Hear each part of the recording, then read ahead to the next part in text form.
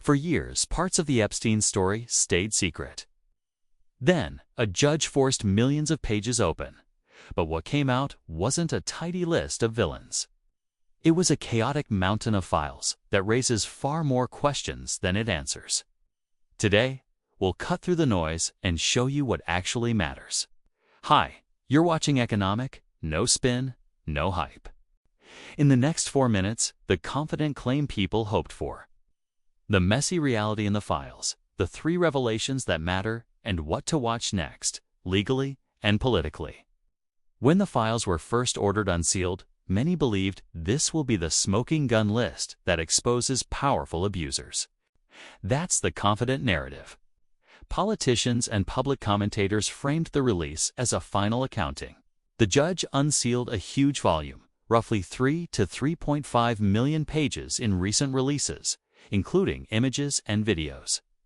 But the material arrived heavily redacted, with entire pages inked out. Journalists found both new leads and bewildering blackouts. So the decisive action was release everything. The immediate consequence was twofold: more transparency and intense confusion. What the public actually received was a chaotic mix: flight logs, emails, depositions, seized devices, and massive redactions. Some names show up in records. Others appear in anecdote or rumor. And that's the collision: expectation of clarity versus legal, privacy, and prosecutorial reality.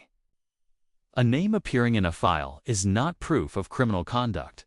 Files contain raw pleadings, tips, and unverified statements. Journalists and courts warn against equating presence with guilt. First major takeaway: the files show the scale of the operation and how institutional failures let it persist. Records include schedules, payments, and communications that outline recruitment and logistics material prosecutors used in prior investigations. The files and prior reporting show how a 2008 deal between prosecutors and Epstein's team narrowed federal options, a point that many survivors and reporters have highlighted. Second, the scale of redactions proved controversial. Large swaths of pages were blacked out, and journalists noted inconsistencies that fueled public suspicion. If something important is being hidden, what is it? But redactions also reflect a real obligation: protecting victims and ongoing investigations. Balancing public interest with privacy is messy, which is exactly what the files revealed. Third, the files underline how broadly Epstein moved in elite circles. Many public figures, names, or travel records appear in these documents, often in logs, social notes, or third-party reports.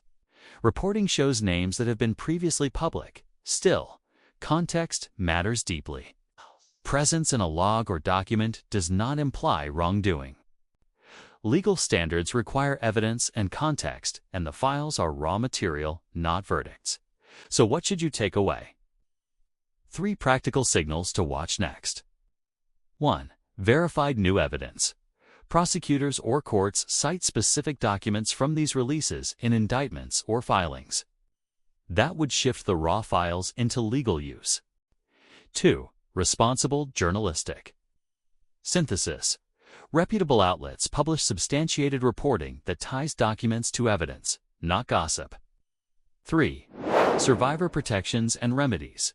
Legal actions or reparations that rely on these documents to secure justice or compensation.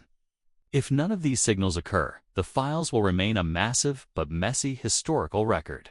If they do, we'll see real legal and institutional consequences. This release isn't the ending. It's a new beginning for scrutiny, reporting, and, possibly, accountability. Which signal worries you most? New indictments 1, media verification 2, or survivor remedies 3? Comment 1, 2, or 3, and I'll pin the best replies. Subscribe to EconomiQ for careful, evidence-first explainers.